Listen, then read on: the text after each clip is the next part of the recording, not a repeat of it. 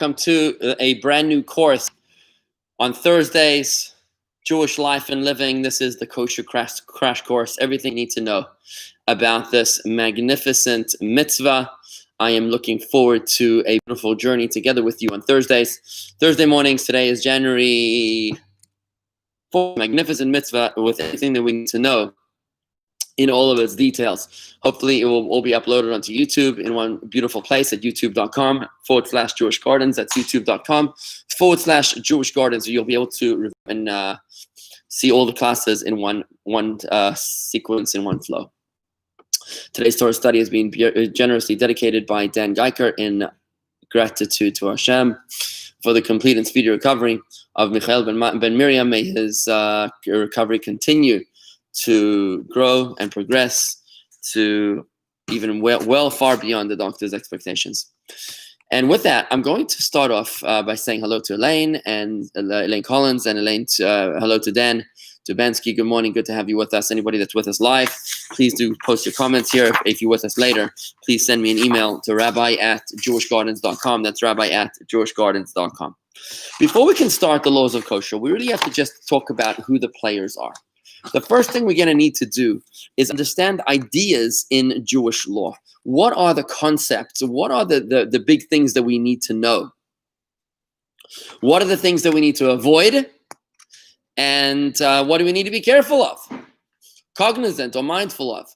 So these items are going to be discussed in the first section of this series, after which we're going to be expanding and exploring further and further into all the nuances of kosher in this crash course, from the way that we have to separate challah to make bread kosher, the kosher, how to make kosher eggs, foods that are dangerous according to Jewish law, how to check vegetables and fruits from the worst prohibition of all, which is very intimately, we're avoiding insects. What's the problem with foods made by non-Jews, right? There's different kinds of laws relating to produce. We think that a tomato, what could be wrong with a tomato? There's all sorts of problems and implications that relate to agricultural products. And then we're going to move on into the vessels, the kosherness of the vessels, how to make sure your vessels are kosher, how to kosher your kitchen, what you have to do to spiritualize your vessels to make sure that they're not only kosher, but they're also pure. Then we're going to expand into the laws of meat and milk, which is a massive section in Jewish law, and all sorts of other interesting stuff. So this is just a general overview. Let's get straight to it. Good morning, Corey and Ed Hockman as well. Nice to see you all. Just a quick reminder that soon after this class, this morning, Corey's teaching a new class called Hebrew Through the Siddur. Hebrew, the book. And that's going to be taking place at 11:30 on Zoom, jewishgardens.com/Zoom. That's jewishgardens.com/Zoom. It's Hebrew language through the prayers of the Siddur at 11:30 on Zoom by Corey. Okay, so let's go straight into it. What are the first items that we need to be aware of when it comes to kosher? The first thing we need to know is a biblical law called Aver Min Hachai. Aver Min Hachai means the limb of a living animal. The limb of a living animal. You're not allowed to eat the limb of a living animal. Why? Because it says so in the Torah in Deuteronomy chapter 12, verse 23. Lo teichal hanefesh im habasar. You shall not eat the soul together with flesh. When the animal is alive, the soul is still there, and that is the prohibition. Rabbi Yochanan says in the Talmud in Tractate Chulin 102b, Rabbi Yochanan explains, the oral Torah explains the meaning of what this verse is talking about. You shall not eat the soul in the flesh.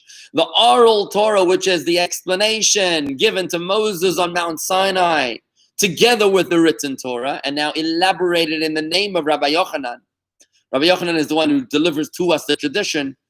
Rabbi Yochanan explains, from here we learn the prohibition of eating a limb which has been separated from an animal that is still alive. Now, this prohibition is not only prohibited to Jews, it's very, very interesting that this is also a prohibition to Gentiles. This is a law of kosher that applies both to Jews as well as Gentiles. Did you know that non-Jews are obligated in certain laws of kosher. This is what's called one of the Sheva Mitzvahs B'nai Noach, one of the 7 Noahide laws, one of the 7 laws which pertains to the sons of Noah. It's the law of Eiver Min HaChai. It was commanded well before the Torah was given to the sons of Noah, and therefore,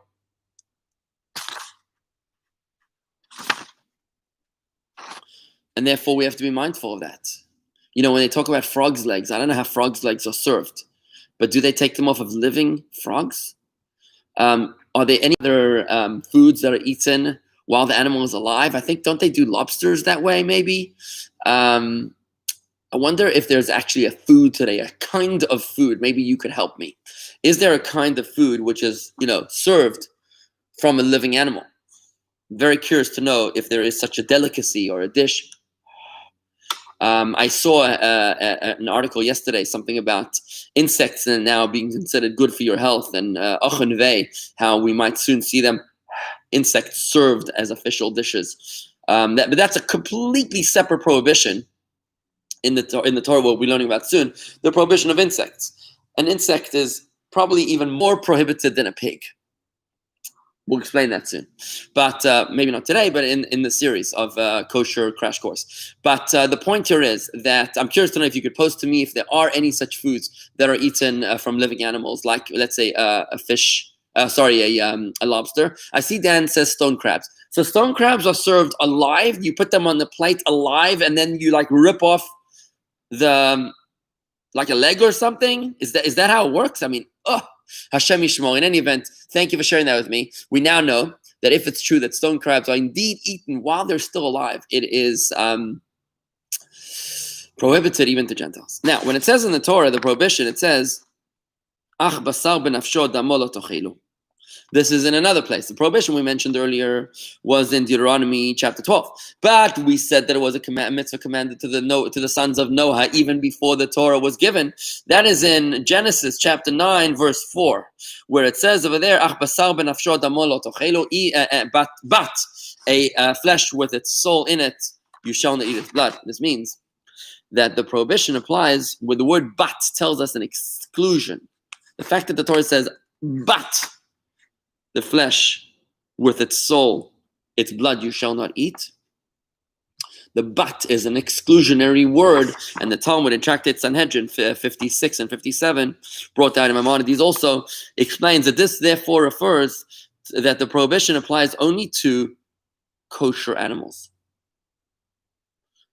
To kosher beasts and wild animals. But it would not apply to kosher fish. Does not apply to kosher fish. If you remove a part of their body while they're still alive, there is no prohibition of Eiver Min HaChai, of a limb of a living animal. There is, however, a different prohibition of eating in the terms, a prohibition that goes under the category of Baal Teshaktu, that you're not supposed to do anything which is abominable. So whilst the actual prohibition of Eiver Min HaChai,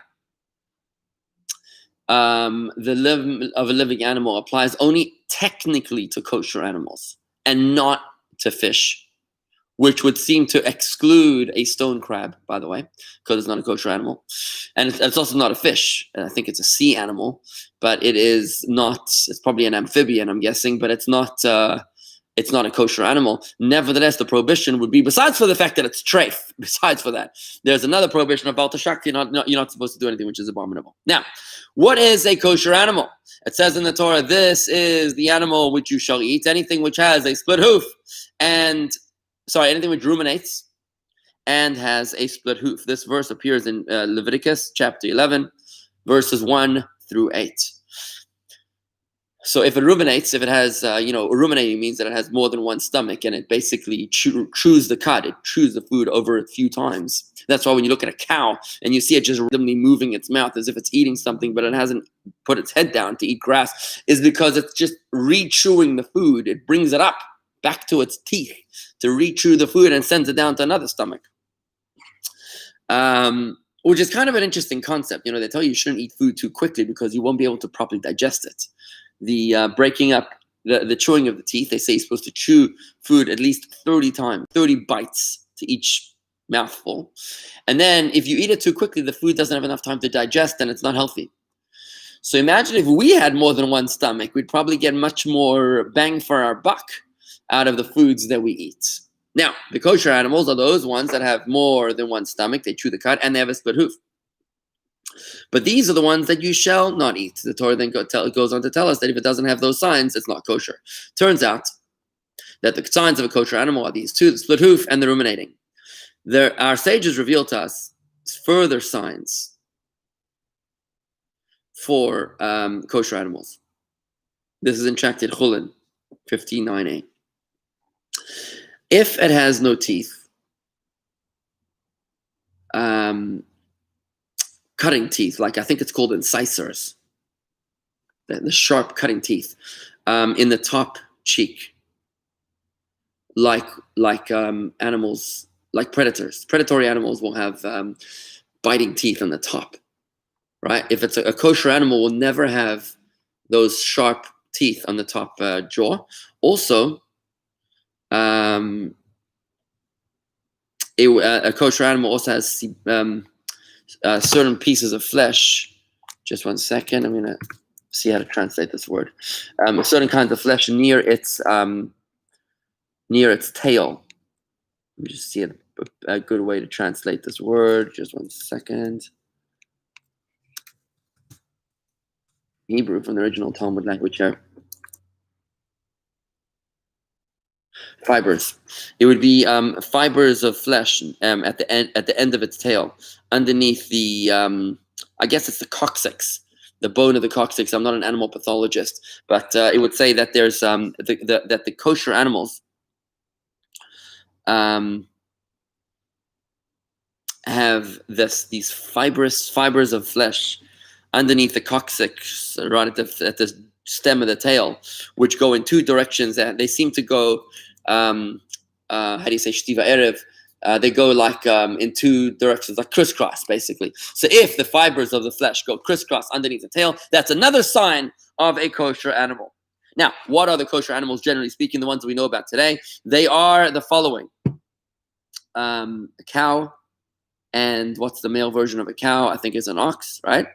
Then there's a calf, and a male calf and a female calf. There's a ram, there's a sheep, a goat, and a female goat. I think it's called a ewe. Oh no, is that a female ram? And now those are the domesticated animals. Which are the kosher wild animals? Wild animals are deer, which I think is called venison, and a ram. Those are the rules of kosher animals. Nice and easy, simple.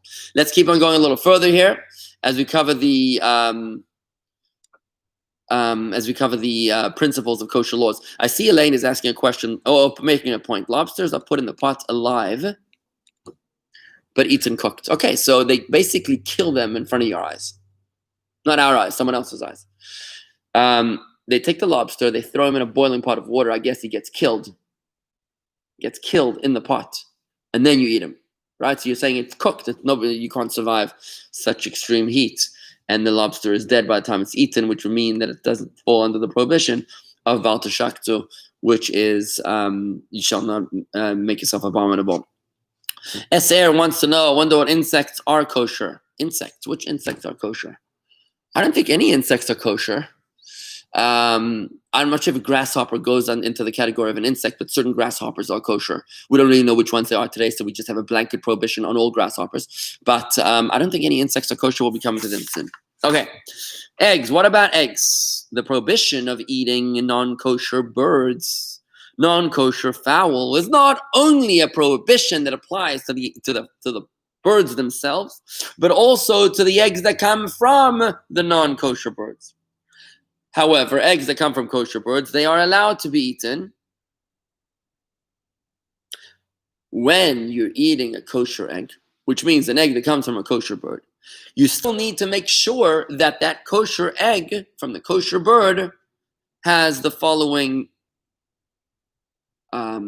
important details to make sure that it's still kosher. So you could be getting a bird from an egg, a chicken egg, which is a kosher egg, as opposed to, say, what's a non-kosher bird? It's a non-kosher bird.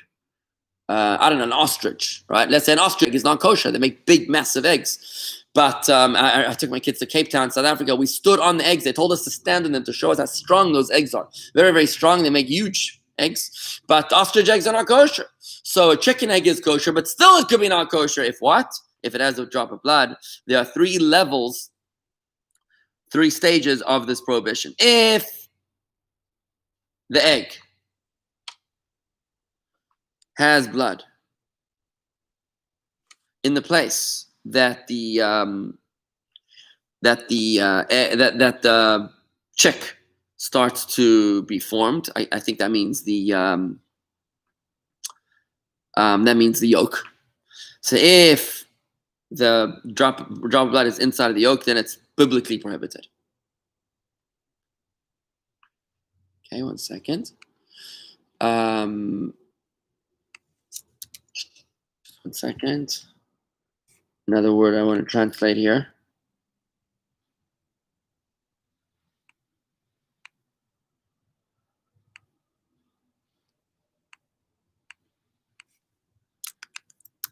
Okay, so again, we're talking about fertilized eggs right now. Now, I'm not exactly sure how this works because again, I'm not a farmer. I don't really understand the different kinds of eggs, but I imagine that when a chicken lays an egg, it either it's a female chicken that gives birth that lets out the egg, right? The question is, was that female chicken in contact with a male or not? If the female chicken was near a male, it's possibly and probably fertilized. But if the female chicken was completely separate from the males, then it's an unfertilized egg. So when we're talking about a fertilized egg, and again, I don't know the difference, how you identify the fertilized from a non-fertilized egg, right? But if you're dealing with a fertilized egg where there's a drop of blood in the place where the yolk is, then it's biblically prohibited. If it is a fertilized egg which has blood outside of the yolk, then it's rabbinically prohibited. Now, what happens if it's an egg which is not fertilized? Let's say, assuming you know that this is not a fertilized egg because it came from chickens that were not exposed to males, right? Then the reason that we avoid the blood spot in such an egg is because of a principle in Jewish law called maris ayin. Maris ayin is the perception of the eye. So as not to give a false perception, which means biblically it's okay, and even rabbinically it's okay. It's just that it falls under the blanket prohibition of maris ayin, which means doing something which is allowed, but it gives a false impression. Which means it gives a false impression. I see my daughter is joining our Torah study here this morning. My daughter Devora seems to be studying Torah with me here today, which is wonderful. That was a nice little message from my baby. My 2-year-old will be starting her young. Devora, I hope you know how to check eggs to make sure that they're kosher. So the prohibition of maris ayin, let me just explain how this works. So let's say you are a kosher person and you have a packed lunch. You have a sandwich, and you normally eat the sandwich on a park bench, but because it's raining, you want to go into a McDonald's and eat the sandwich in McDonald's. That would be a problem, because when you're sitting in McDonald's, you're sitting there maybe with a yarmulke, or maybe you're a woman, you don't have a yarmulke, and people know that you're a kosher person, and they see that you're eating in a non-kosher restaurant, and you're eating. So you're giving a false impression. You're making it look like this place is a kosher place, and maybe it might be misleading someone else. Therefore, you shouldn't eat in that non-kosher restaurant. Now, there are certain allowances in that specific case. For example, if you have to eat there, let's say, and there's like a lot of tinfoil or a lot of stuff that's very, very, very clear that the place that you're eating, that the food that you're eating is not belonging to the place that you're eating, let's say, if there's a way to do that, then you are allowed to eat there according to some specific angles and circumstances. So, for example, another example is like, let's say you having a meat meal, and you want to serve coffee with milk. But obviously you can't have a meat meal and serve coffee with milk afterwards. It's a prohibition of meat and milk. So what you do is you have non-dairy creamer. If you're serving non-dairy creamer, then you actually have to have a sign that says the creamer here is non-dairy. Or even put at the bottle which says non-dairy creamer. And that way everybody knows that this is not a prohibition. So even though you're not making a prohibition, it's still kosher. The meat and the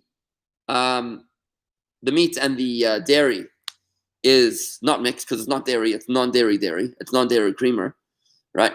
It's kosher. Nevertheless, there is a prohibition of marisayin, a false perception of the eye, for which we need to make sure that we put out a sign which says that it's non-dairy. Okay, so this is generally why the egg, which is not fertilized, which has a blood spot, is kosher. It's not a problem. But it is prohibited because of marisayin, and therefore we don't eat it. Now, this doesn't have a prohibition, not have to worry about it. No, you do have to worry about it. It's kind of like American law. Just give an example. Let's say American law. And you say, let's say standing before a judge, and the judge says, why did you do this crime? And you tell the judge, well, this crime that I did wasn't prohibited by the founding fathers. It's not from the Constitution. It's only from one of the amendments. I only violated one of the amendments. Or even you say, you know what, I didn't even violate one of the amendments. I didn't violate the Constitution. I didn't violate the amendments. I only violated a law that was just signed into law recently. So it's like a not so important law. The judge will look at you like you're crazy. There's no difference. Once it's law, it's law. There's no difference. If it's biblical, if it's rabbinical, or even if it's just perception of the eye, all of that is considered 100% prohibited. My wife is pointing out that we should dedicate today's Torah study also to the complete recovery of Gershon Mendel ben Rivka Leah. He should have a refuah shlema, complete and speedy recovery. B'kar mamish. We'll make him a shaber for him also in a few moments before we finish today's Torah study. One final principle I want to introduce you to, maybe two, is the laws of non-Jews cooking kosher food for you. Are you allowed to have a non-Jew cook kosher food for you? There is a prohibition involved. Our sages prohibited rabbinically to eat foods that were cooked by a Gentile. This includes baked foods as well.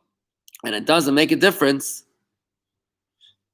even if they were cooked in kosher vessels with kosher ingredients, baked with kosher vessels with kosher ingredients. It doesn't matter. Obviously, if it's not kosher, you can't eat it. But even if it is kosher, you still can't eat a food that was entirely cooked or baked by a Gentile.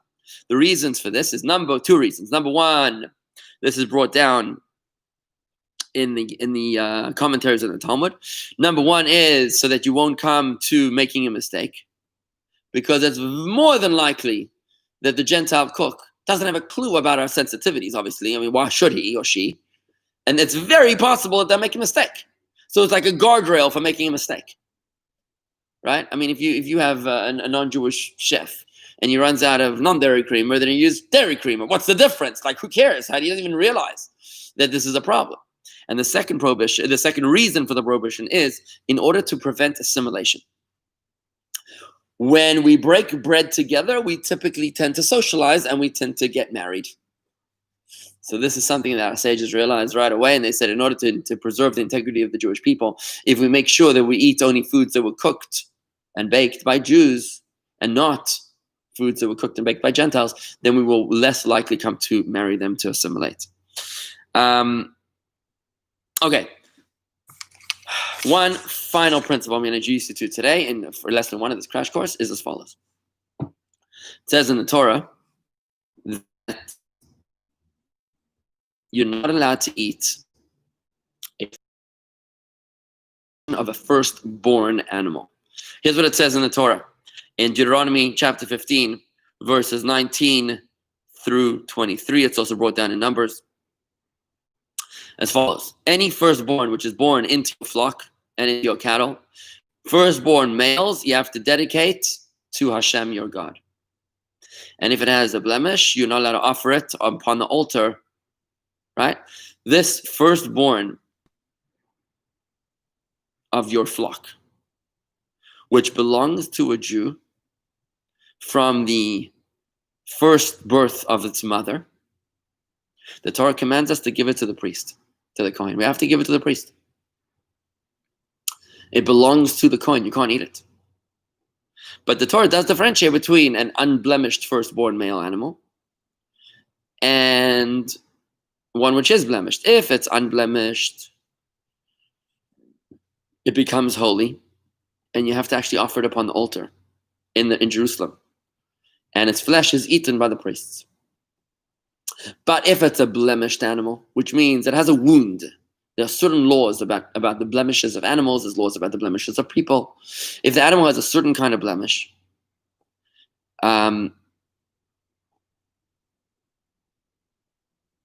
it's not allowed to be offered upon the altar, because only an unblemished animal is allowed to be brought upon the altar. We're obviously talking in times when there is an altar, when there is a temple in Jerusalem. So what happens is, so this firstborn male animal born to a Jewish owner from the first birth of its mother, which means that it wasn't preceded by a stillborn, or that it wasn't born by cesarean, right? But it was a natural first birth of its mother. So this firstborn male, born to a Jewish owner from the first birth of its mother, which is blemished, is not allowed to be offered upon the altar. It's given to the Kohen, and it belongs to the Kohen, who now is able to sell it, or he can do with it whatever he wants. This mitzvah applies also today, and even in the diaspora. So if you have a flock of sheep at home, you have to make sure that the firstborn male of your flock goes to the priest, and you don't eat it. You're not allowed to eat it. It's treif, right? The only thing is that if it is unblemished, then you give it to the priest until it gets a blemish, and then he's allowed to sell it. But you're not allowed to deliberately make a blemish on it. Now, if there is a non-Jewish partner to the ownership of this animal, whether it's a non-Jewish owner partner in the mother or in the child, then the law of the firstborn does not apply to it.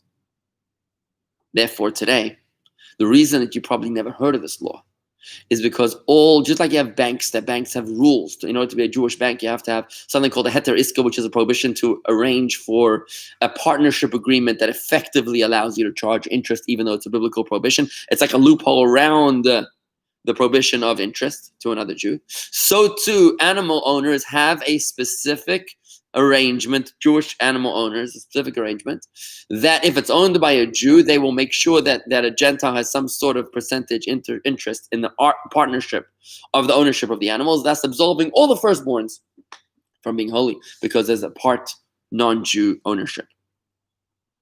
And that way, we don't have this prohibition.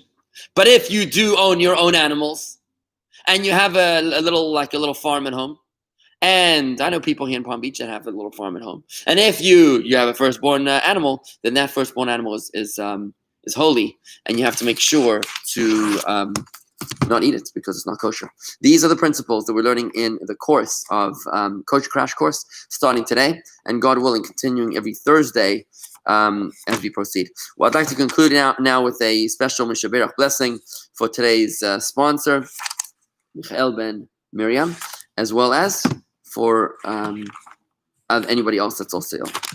So please insert the names of anybody who needs a blessing. Mishaberach Avateinu Avraham Yitzchak Yaakov, Moshe v'Aaron, David and Shlomo. May he who blessed our forefathers Abraham, Isaac, and Jacob, Moses, and Aaron, David, and Solomon, and Yerapeh, yes. Michal ben Miriam, Ve'es Gershon, Mendel ben Rivka, Leah, Bavur Shabli, Nedirit, Noletzaka, Bavuram, Bishchar Zakadosh Baruch Hu, Malrachim, Allah, Aleyam, Lachlim, Amadra Paisam, Lachzikim, Lachayesam, Lishlach Lahem, Mehir, Poshlaim, Min Hashamayim, Naramachi, Vereim, Shasi, Gedem, Bezech, Sharchid Yisrael, Refos Nefesh, Refos Aguf, and Imar. Amen. And let us all say, Amen. I see Steve Rubin is joining us here this morning for the first time. Rabbi, what about a caterer? A caterer would have the same problem. If he is, I'm assuming you're talking about firstborns, maybe you're talking about eggs, whatever it is that you're talking about, the caterer applies to the same exact principle. The same applies to the same exact principle of a private owner or a public owner. You have to make sure that your firstborn animals are partly owned by a non-Jew in order to absolve them of the obligation, the biblical obligation of firstborns, which you're not allowed to eat. You may have heard of the term hekdesh, by the way. Hekdesh, when you say something's hekdesh, in America it's like a term, it's like a slang in Yiddish. Like a hekdesh when something is a waste and you can't use it anymore. Hekdesh, because the firstborn becomes hekdesh. He becomes sanctified and he's holy and you're not allowed to touch him. You can't use him anymore, so it's called hekdesh, because he's holy. But today in the slang, it's become to mean something like something which is a waste and you can't use it anymore. This is the origin of that term. Anyways, thank you very much, everybody. We'll continue tomorrow. Today is Thursday. I have a class tonight at 7:30 p.m. tonight, a class called Secrets of the Bible on the secret behind the breaking of the tablets, the secret behind the golden calf. Was the breaking of the tablets an epic failure of the giving of the Torah? Or was there something far more beautiful, far more meaningful going on? Our discussion tonight will cover the reason why God gave us the Torah in such a convoluted way, where we have to, seemingly convoluted way, where we are active participants in the explanation of the expansion of the oral Torah. All that is happening tonight at 7:30 p.m. 7:30 p.m. tonight, and you can join us for that class. If you're not registered yet for the JLI, by registering at jewishgardens.com/RSVP. That's jewishgardens.com/RSVP. Corey's class at 11:30 this morning is on Hebrew language through the Siddur prayers, and that's at 11:30 this morning. And Zoom, jewishgardens.com/Zoom, jewishgardens.com/Zoom for Corey's Hebrew reading class, Hebrew language class through the Siddur prayers. And can you include in tomorrow's email the link to this recording? I shall. If you would like to, we shall do that. And God willing, every Thursday morning, we're going to continue with a kosher crash course until we're done with everything you need to know about kosher from the very beginning all the way through to the end. By the way, Andy, you can always find all of our Torah classes at youtube.com/Jewish Gardens. That's youtube.com/Jewish Gardens. We'd love to hear your feedback and thoughts on this new series. Send me an email to rabbi@jewishgardens.com, rabbi@jewishgardens.com. Thank you very much, everybody. Shalom and have a wonderful day.